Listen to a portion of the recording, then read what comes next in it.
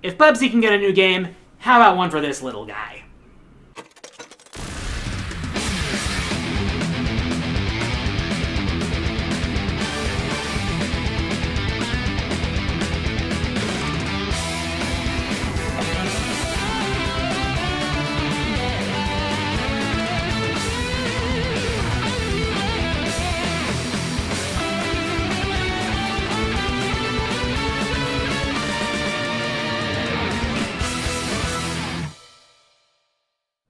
It's a simple truth that there are good games and there are bad games. Games that we can't stop singing the praises of, and games you'd rather burn in a pile of cow manure. If things were simple, we'd all love the good games and revile the bad ones. However, there's this thing called individuality that complicates things like you wouldn't believe. There's also this thing called shame. While I can't speak for everyone, if I walked up to a gamer and asked if there was a game that they didn't want people to know that they enjoyed, it wouldn't surprise me one bit if they said yes. So now that I've come back from a brief vacation in Atlanta and having experienced the mythical sauce, I think it's time I entered into a 20-minute or so confessional about my 10 biggest guilty pleasures when it comes to games. These are games I've enjoyed playing despite how substandard they are. Forgive me, gamers, for I have sinned. It's game time. Buried in the launch window of the Wii U was an arcade port that sold at retail for $40. An arcade port that could never quite match the experience of the original because the arcade version of Tank Tank Tank had a force feedback chair. Can't exactly replicate that with the Wii U gamepad now, can we? Unless you're some kind of do-it-yourself engineer, in which case go ahead, the system's dead anyway. This game is simple and pretty easy to understand. You have giant monsters, enormous monsters, a little green tank, and weapons that are more ridiculously overblown than the Hate for Sun and Moon's animation style. Yeah, it's simple. In fact, it's probably too simple for its own good, or at least too simple to justify a retail price tag. Yeah, the retail release had a bunch of features, like a My Kong mode which plasters one player's face onto a giant robo-ape, and a single-player campaign which took players from the city to places like a volcano and even the moon, but $40 on release was still pretty steep. Also, there was one big issue with the campaign. To beat the later levels, you needed to level up your tanks, which means a grind fest to get your tanks up to speed. Yeah, that gets redundant and repetitive after a while, so why did I enjoy that? Well, sometimes you just need to turn off your brain and tear up some monster robot faces. It's redundant, but the satisfaction of blasting bots to bits made up for any mindlessness. And to be fair, well, now it's available in pieces on the eShop, in case anyone still cares. Good old Yu-Gi-Oh! 5Ds, one of my favorite anime ever. Yusei is a total badass, there are plenty of memorable characters, and it took a concept as stupid as card games on motorcycles and made it epic. 5D's Wheelie Breakers is the inverse of that concept. It's a bike race with cards. Oh, and it's complicated as fuck. Imagine a Mario Kart race where all your items were cards, and you had to make a deck of 15 or so before a race. And you use them similar to the way you'd use them in an actual duel. And once they're used up, that's it. No more items. Yeah, you have life points, but running out of LP only means you're out of commission for a few seconds. The only objective is crossing the finish line first. Yeah, there's a lot to learn about this game, and the game pretty much tells you nothing. No tutorial mode, even the instruction booklet doesn't tell you enough. I know I don't like hand-holding, that much I can't deny, but sometimes I need to know what the hell I'm doing. The modeled heads-up display doesn't do much to help either. Thankfully, I was able to have fun with the game once I got over the learning cliff and was rewarded with some high-speed thrills with some well-made tracks and the opportunity to throw down with the likes of Yusei and Jack in the admittedly minimalistic story mode. And the added bonus of being able to customize your item loadout is something Mario Kart could probably learn from. Coins? Screw that, I'm putting red shells and super horns in my deck. Remember when the Wii was hailed as the second coming of Jesus and everyone had to have it? Back then, people were marveling at the system's motion controls, and every company that was developing for the system had to take advantage in some way. We ended up getting a lot of licensed cash-ins as a result, and one of them was Bleach Shattered Blade. This game is a product of its time, an anime fighting game in the early days of the Wii, which meant, of course, it had to have motion controls. And boy, were these motion controls as basic as it got. Horizontal, vertical, and stab, with special and power attacks performed by holding buttons with said motions and the obligatory Bankai mode. It's simple, and the motion controls weren't always accurate. You wouldn't believe how many times it wouldn't register a stab. And yet, I had a lot of fun with it. Even with the few modes the game had, it was just satisfying to play with most of the major characters up to the Soul Society arc, even if the story was just stupid. I mean, fighting games don't typically focus on story. Unless you're made by Arc System Works. Heck, we even got an original character, and he was honestly one of the most interesting characters in the game. He was even brought back for another game. One which is either better or worse than this one, kinda depends on who you ask. And as simple as the gameplay was, it was flashy as all get out, especially the Bankai super attacks. Seems to be the standard for anime fighting games.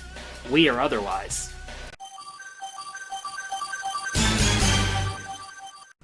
Ever since the 90s, Mortal Kombat has been one of the big names in fighting games, due in part to all the shock value.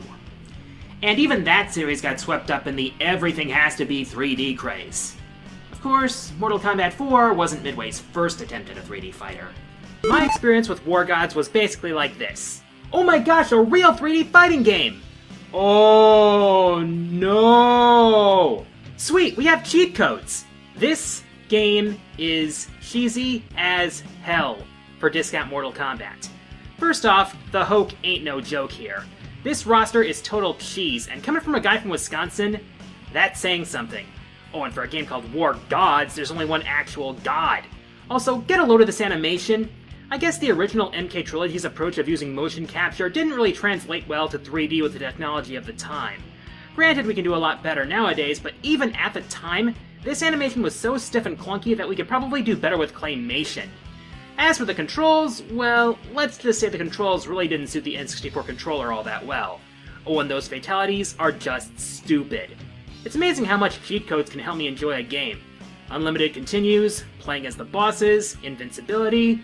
With all that at my disposal, I couldn't help but chuckle at how stupid this game was. I said once how I completed every Final Fantasy game I've ever played with the exception of the DS remake of 3. Well, this includes Final Fantasy XIII. The thing is, this game is often cited as the bottom of the barrel when it comes to the series' offline offerings. And to be fair, it has a lot of problems with it. For one thing, while linearity is nothing new to the series, it's probably at its worst by average here. You're more often than not traveling from point A to point B just so you can trigger the next cutscene to move the story along. The world never really opened up until about 2/3 of the way through the game. There's a reason some people call it Final Hallway 13. Second, most of the characters are either bland, annoying, or stupid, or some combination of the three. Fang and Saz were the only ones of the main cast that I found somewhat likable. Doesn't help that the story was nonsensical and stupid for about 80% of the time. And yet, I kinda had a lot of fun with the gameplay in battle, particularly in some of the boss fights. Yeah, many of the normal encounters were just auto-A to win, but in others, including several of the boss fights, there was some layer of strategy involved. And the battle system was actually an interesting concept. Being able to essentially change classes on the fly was pretty cool, even though switching paradigms took longer than it needed to. And come on, there is no denying that the summons were 100% awesome. Also, the game looks and sounds pretty good. So while I can't call the game anything better than meh, there were still some good ideas here which could have been made for a good game. Though there was no need for an entire trilogy, not gonna lie. There was a time when I would honestly defend Metroid Other M like some drunken fanboy. Suffice to say, those days are long behind me. Now that I've had some time to look at the game with a more critical eye, I can honestly see why the fanbase at large hates this game. Tell me, when you want to flesh out one of your most famous characters, what do you do? Not what Other M did, which was include plenty of plot holes, a botched interpretation of a PTSD plot point, and characters that are flatter than cardboard. Oh, and plenty of monologues and bad voice acting. If the director was doing his job, he would have read the story over and realized what he'd written was crap. Actually, no, scratch that. If the director was doing his job, he would have hired an actual writer instead of doing it himself. Oh, and there are some issues with gameplay as well. First-person mode rooted Samus in place unless you used Sense Move. Yes, you can use it in first-person view. Also, it was responsible for the slowest molasses search segments. And one last thing. Couldn't we have used the nunchuck instead of using the D-pad in a 3D game? So yeah, the game is kinda shit. But that doesn't change how much fun I had during my playthrough of it. While I was playing it, I had a lot of fun with the beam weapons, especially that diffusion beam. Woo-wee! And while some boss battles were lame, there were some creative ones too. There's one boss battle where you literally fish the boss out of the lava. That is cool. And let's be honest, what made people excited about this game before it was released in the first place? Those super flashy finishing blows. Remember how Samus finished off Meta Ridley in Prime 3? Imagine that, but amped up to Team Ninja standards and covering about 30% of the game. Couldn't we have that kind of visual spectacle in a genuinely good Metroid game? You did tease a new Metroid, Nintendo! This just in! We're getting not one, but 2 new Metroid games! Booyah!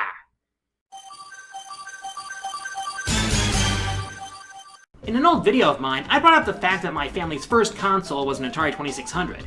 While it's a classic system and it did have its fair share of awesome games, some games on the system were just bad. Yeah, 5-year-old me had no idea what good games were. Yeah, the crappy Atari port of Pac-Man was among the games that my family huddled around the joystick to play when I was just a nickel. Yep, that Pac-Man. The one that helped contribute to the video game crash of '83. I mean, when you convert this to the 2600, you shouldn't be surprised that corners had to be cut. But the general consensus was that this game took a little too much off the top. I mean, look at this boring-ass maze design. Look at these ghosts, they're flickering constantly. Why can't Pac-Man's sprite turn up or down? Why do the dots look like wafers? Why are the fruits replaced with a larger dot? Why can't this? Why can't that? Why can't anything? Well, perhaps it's because this port was slapped together in 4 months? On a cheap cartridge format when a better one recently became available? Yeah, there was so much wrong with this, but damn, when my family didn't know better, we had a blast playing it. My parents, my sister, and I would gather around the TV, start up the cartridge, and indulge in some cut-rate arcade fun. We'd even keep track of how many levels we'd completed, going so far as to compete for family records. If I remember correctly, one of us got as far as level 23.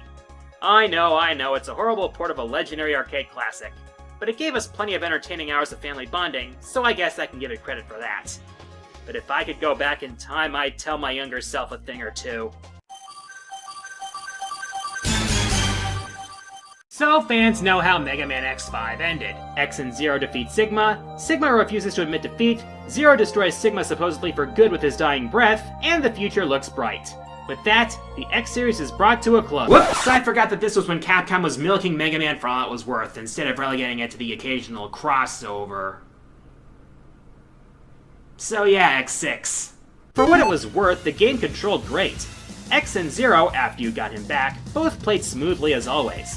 Allie was still an intrusive bitch, but you could at least ignore her this time, and the story had potential, particularly its supposed main villain, Gate. The music and sprite work was also the kick-ass norm for the most part. So, what's the problem that people had with this game? There are plenty. First of all, the potential the story had was weakened by some of the most slap-the-dash-button localization I've seen this side of SNK. This one screen should tell you all you need to know. And then there's the fact that Gate was pushed aside at the last minute because LOL Sigma! Also most of the bosses were either a joke or a nightmare. Oh yeah, that's right! This game's main gimmick, the Nightmare system, threw more monkey wrenches into the mix than even Mario would know what to do with. Basically, going to one stage would affect others. An interesting idea, but the implementation was poorer than the declining middle class. It also doesn't help that the level design was, hands down, the worst of all the 2D X games, whether by needless leaps of faith, abundant death spikes, or other bullshit. Not to mention the placement of Reploids to be rescued, often near nightmare enemies that could infect them, possibly resulting in the permanent loss of an upgrade. And yet, I still see this game as a game that could have been genuinely good. The big problem isn't that this game exists. The problem is that it was rushed. If a lot more time and care had been put into it, we could have had a legitimately good game. At least the X-Series couldn't get any worse. Hold my beer. Get out.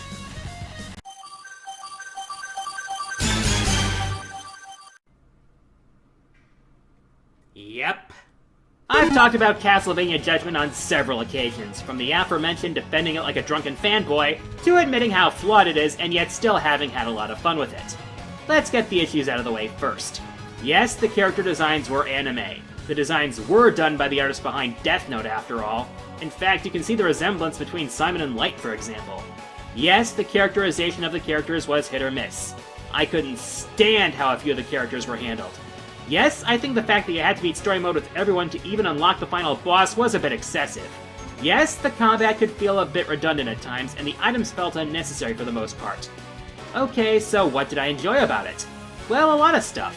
First and foremost, a Castlevania fan like me would froth at the mouth for the chance to enact some awesome moments in the franchise, not to mention some incredible what-if scenarios. I gotta be honest, they picked a relatively good selection of characters for this game. Also, there were a few good modes. I especially appreciate the concept of Castle Mode, which tests your skills in unique ways. Some, I'll admit, were better than others. Another thing I enjoyed, and this is one of the guiltiest pleasures I have with this game, was collecting all the different accessories. I know it's petty, but it had its own quirky charm about it. Also, it stands as proof that I defeated the final boss on the highest difficulty, with every character. Another thing I love about this game is the soundtrack. The music had some awesome remixes. This game actually has one of my favorite versions of Dance of Illusions. Oh, and one last thing. The super moves, pure eye candy. So yeah, while there's no way I'd recommend this game to anyone except the most dedicated Castlevania fans, at least I could say it gave me a good time. The thing with a list like this is just what determined the ranking for me. Basically, it came down to how much I enjoyed the game compared to how bad it was. So that kind of made things difficult. That being said, there is one game that managed to claim an edge. I am dead serious. Alright, let me clear the air. Yes, by most accounts, this game flat out sucks. The story? So many branching paths, each one letting you decide Shadow's fate, except the execution is not only flawed, but completely undermined by the fact that a true ending not only exists, but even partially contradicts Shadow's established character. The missions? Poorly structured to the point that you'll sometimes accidentally make progress towards one mission while trying to complete the other. The characters? The existing characters in the Sonic franchise were never a selling point in the first place, but the characters that were introduced, particularly the Black Arms and Black Doom specifically, were bland and boring as crap. The bosses? Hardly a good one among them. The atmosphere? Where's that damn fourth Chaos Emerald? Pretty much speaks for itself. So then, why? Why would I be able to enjoy a game that's so completely and blatantly flawed? To be honest, if you want a definitive answer, you're gonna be a bit disappointed. I just had a complete blast playing it, that's all. For the most part, I didn't really mind the guns. I had little to no trouble using most of them, and it shook up the gameplay for me, which I can appreciate the effort. As for the controls, they were a bit loose at times, but for the most part, it felt a lot like Shadow stages in Sonic Adventure 2, except with the aforementioned guns. And a lot more edge. I mean, a lot more edge. I'm talking crawling bodies edge. Soundtrack wasn't half bad either. And you know you can get past a game's issues when you have the skill and patience to unlock Expert Mode, which in all honesty feels like what the game should have been in the first place. Yeah, this game's bad, but hey, that's the point of guilty pleasures, right? Besides, you gotta admit, 2005 Shadow is still better than Sonic Boom's Shadow. I'm the Quarter Guy, and if I may make a recommendation, go ahead and dig up your own guilty pleasures and play them again. You may just remember what made you love them in the first place. Or you could just come to accept the game fucking sucks.